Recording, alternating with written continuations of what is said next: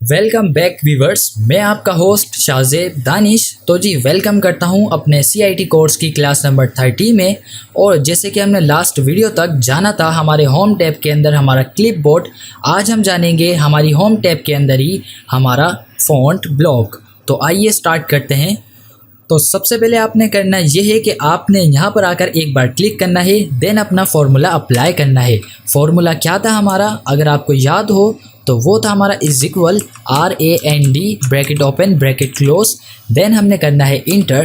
तो हमारे पास कुछ पैराग्राफ अपीयर हो जाएंगे जिनके ऊपर अब हम प्रैक्टिस कर सकते हैं। तो जब ये अपीयर हो जाएंगे तो आपने करना ये है कि इसको एक पैराग्राफ को सिलेक्ट कर लेना है या इतने हिस्से को आपने सिलेक्ट करना है जिसके ऊपर हम अब काम करेंगे।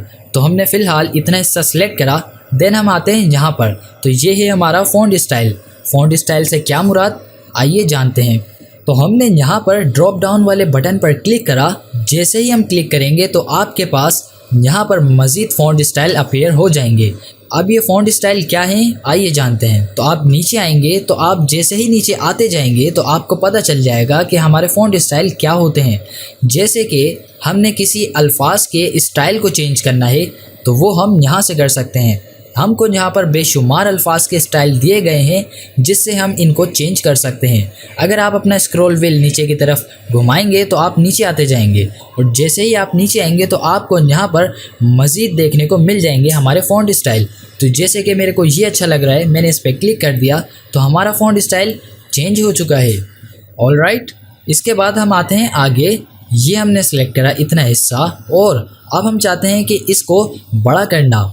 बड़े से मुराद यहाँ पर दो चीज़ें निकल के आती हैं। पहली ये कि आपका जो पेज है आप उसको जूम करके देख सकते हैं, जैसा कि हमने नीचे अपने स्टेटस बार में जाना था, जो कि हम यहाँ से भी कर सकते हैं।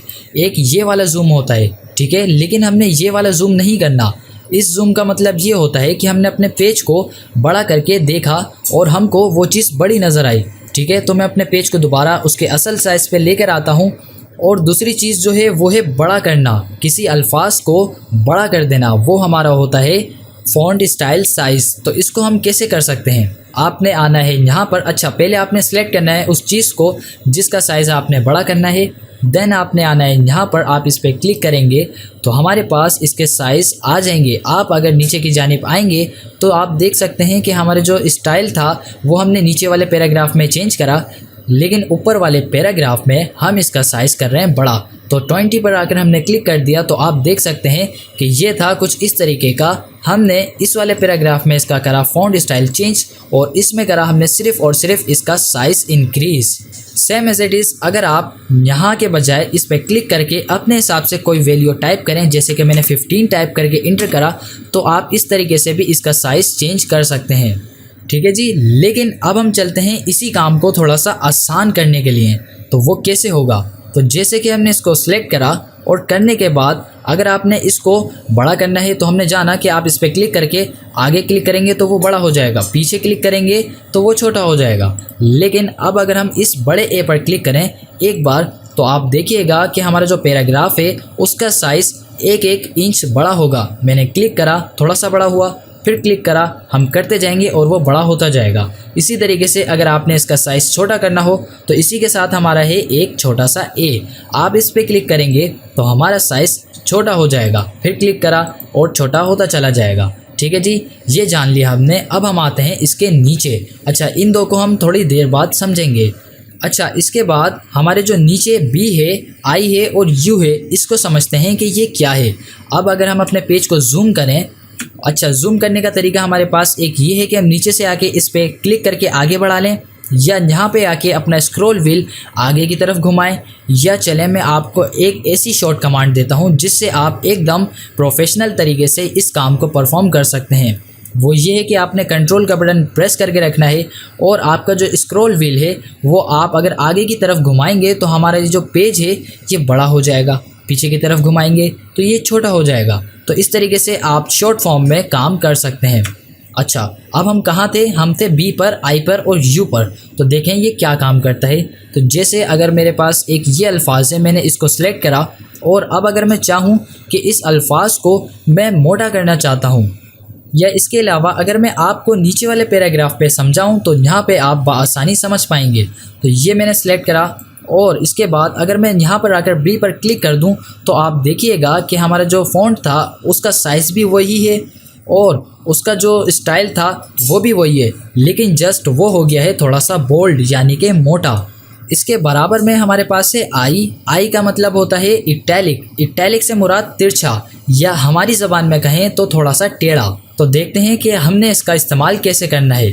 तो फ़र्ज़ कीजिए हमारे पास एक ये अल्फाज है, हमने इसको सेलेक्ट करा और हम चाहते हैं कि ये थोड़ा सा तिरछा हो जाए। हमने यहाँ पर आकर आई पर क्लिक कर दिया तो आप देखिएगा कि ये जो अल्फाज था हमारा बोल्ड हो गया और थोड़ा सा तिरछा हो गया। ठीक है, अब हम आते हैं इसके बाद। तो जैसे कि हमारा एक ये पैराग्राफ है, इसके अंदर की जो पहली लाइन है हमने इसको सेलेक्ट करा और हम चाहते हैं कि इसके नीचे आ जाए अंडरलाइन। तो आपने यहाँ पर आना है यू पर और यहाँ पे आपको मिलेगा एक नन्हा मुन्ना सा ड्रॉप डाउन एरो। तो आपने इस पर क्लिक करना है तो आपके पास नीचे मज़ीद अंडरलाइंस अपीयर हो जाएंगी। तो जैसे कि हमारे पास दूसरे नंबर पे है डबल अंडरलाइन, तीसरे नंबर पे हमारे पास मोटी अंडरलाइन, नीचे आते जाएंगे डॉट अंडरलाइन, आते जाएंगे तो डैश अंडरलाइन। तो इस तरीके से हमारे पास काफ़ी सारी अंडरलाइंस दी गई हैं। जैसे कि आपको मुनासिब लगे आप वैसे यहाँ से सिलेक्ट कर सकते हैं। तो फ़िलहाल मैं सिंगल वाली अंडरलाइन सेलेक्ट करता हूँ। तो इससे आप बआसानी किसी भी अल्फाज के नीचे या किसी भी पैराग्राफ के नीचे आप अंडरलाइन दे सकते हैं। सो ऑल राइट, अब हम आते हैं थोड़ा सा नीचे। यहाँ पर हमने क्लिक करा और करते हैं एक बार इंटर करने से हम आ जाएंगे नीचे। तो हाँ जी, अब हम आते हैं इसके आगे। तो यहाँ पर हमारे पास जो दो ऑप्शंस आपको दिखाई देंगे उसमें से पहला है x और दूसरा भी है x, लेकिन पहले वाले x के नीचे है 2 और दूसरे वाले x के ऊपर है 2।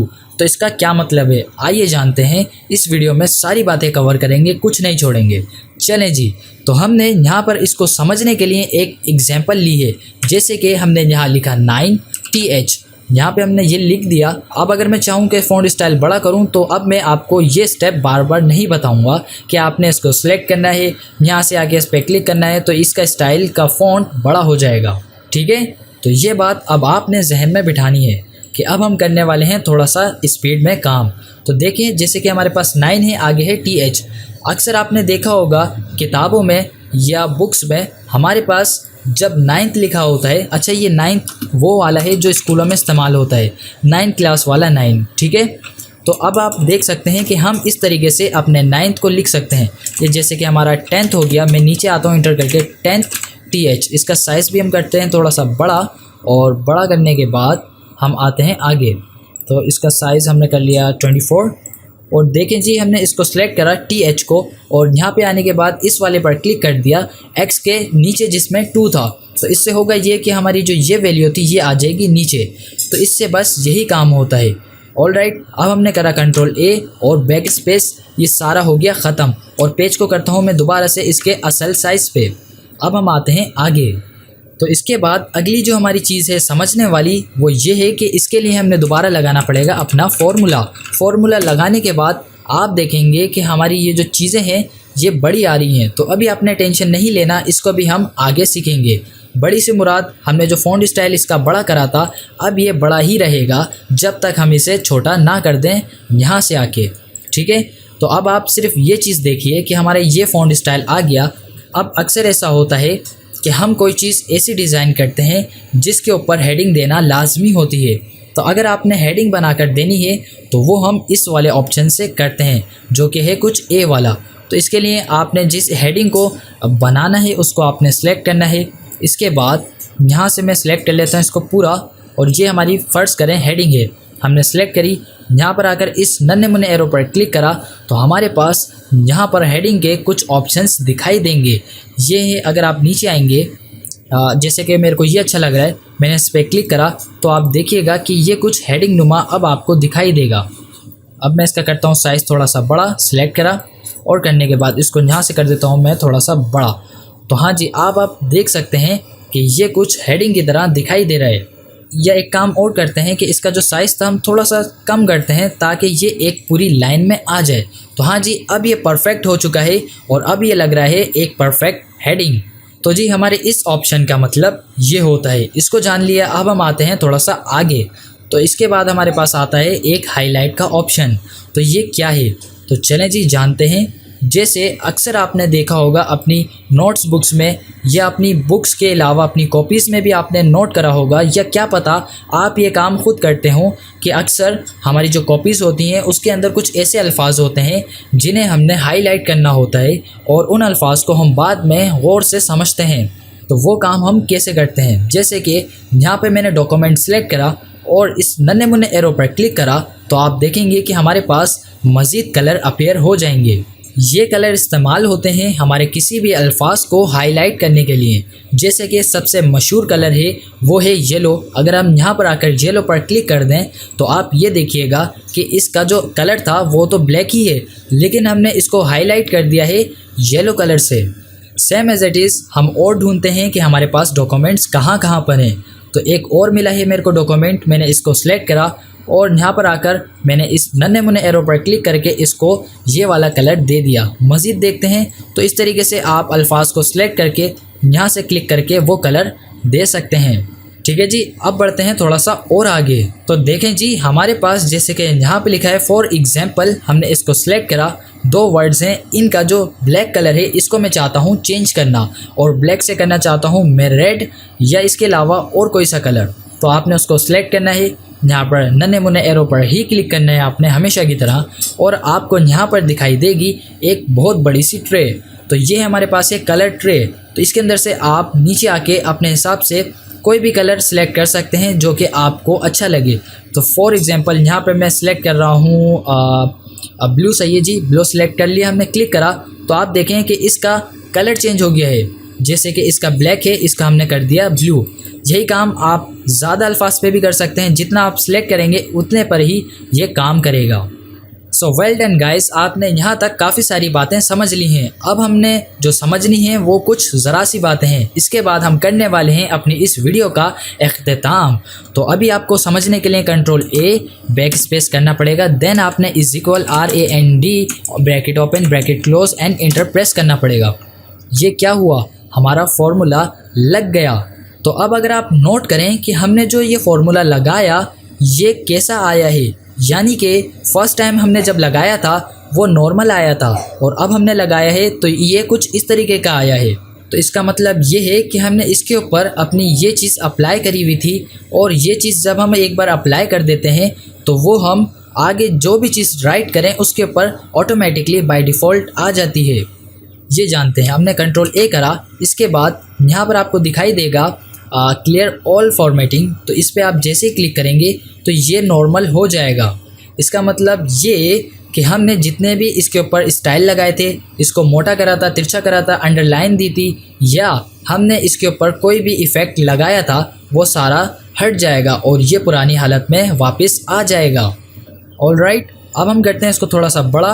और एक बात और जो जानने वाली है, लेकिन अगर देखा जाए तो वो जानने वाली ही नहीं है, लेकिन आखिर हमको यहाँ पर दी गई है तो जानना तो पड़ेगी। तो चले आइए जानते हैं इसको भी। तो जैसे कि हमने इसको सिलेक्ट करा, और अक्सर आपने देखा होगा कि डॉक्यूमेंट्स में हमारे साथ कोई चीज़ गलत हो जाती है या कोई लाइन हमने नहीं लिखनी होती, या हम ये दिखाना चाहते हैं कि वो लाइन हमने काट दी है, आप इसको नहीं पढ़ें। तो इसके लिए हमने करना पड़ता है उसके ऊपर एक क्रॉस, और वो क्रॉस आएगा हमारे पास यहाँ से। तो ये है ABC और इसके ऊपर लगा हुआ है क्रॉस। आपने उस लाइन को सिलेक्ट करना है और इसके बाद इस पर क्लिक कर देना है। तो आप देखेंगे कि इसके ऊपर आ जाएगी एक लाइन, यानी कि कट हो गया है ये अल्फाज या ये लाइन या ये पैराग्राफ। ठीक है, ये काम इतना नहीं आता। अगर फ़र्ज़ कीजिए आपसे ऐसा हो भी जाए या आप चाहते हो कि इस लाइन को हमने नहीं ऐड करना था, तो आपने जस्ट उसको सिलेक्ट करना है, ऐसा कर दें। लेकिन इससे एक और अच्छा तरीका ये है कि आपने उस लाइन को सिलेक्ट करना है और एक बार बैक स्पेस कर देना है। लें जी, सारा मामला ही ख़त्म, हमने कर दिया उसको डिलीट। तो ठीक है जी, अब हम बढ़ते हैं आगे। और आगे बढ़ने से पहले मैं आपको एक ऐसी शॉर्ट कमांड देना चाहता हूं जो कि हमारे MS वर्ड के अंदर बहुत ज़्यादा ही काम आने वाली है। बहुत ज़्यादा से मुराद बहुत ज़्यादा। अरे भाई, आप बोल रहे होंगे बहुत ज़्यादा कर रहे हैं, क्या ज़्यादा, ज़रा हमें भी तो बताइए। तो सुनिए, वो कमांड है हमारे पास कंट्रोल के साथ Z की। अगर आपने बिल्कुल इसी तरीके से मेरी वीडियो को फॉलो करा है तो आप इस वक्त कंट्रोल Z को दबा के देख सकते हैं कि आपके स्क्रीन पर क्या होता है। तो कंट्रोल Z से होता है चलें दबा के देखते हैं। मैंने एक बार कंट्रोल दबा के रखा और सिर्फ एक बार Z दबाया तो हमने जो लास्ट टाइम काम करा था वो आ गया, यानी कि हम एक स्टेप पीछे चले जाते हैं कंट्रोल Z से। अगर मैं दोबारा कंट्रोल के साथ Z दबाऊं तो हम एक स्टेप और पीछे चले गए। तो ये काम होता है हमारे कंट्रोल Z का। एंड देन चलें जी फाइनलाइज करते हैं हम अपनी इस चीज़ को। तो आप देखिएगा कि अगर मैं यहाँ पर इनका कलर चेंज कर दूँ और इसके बाद जो अगली चीज़ है वो समझाऊँ, तो इसके लिए आपने करना पड़ेगा थोड़ा सा इंतज़ार। तो कीप वेटिंग।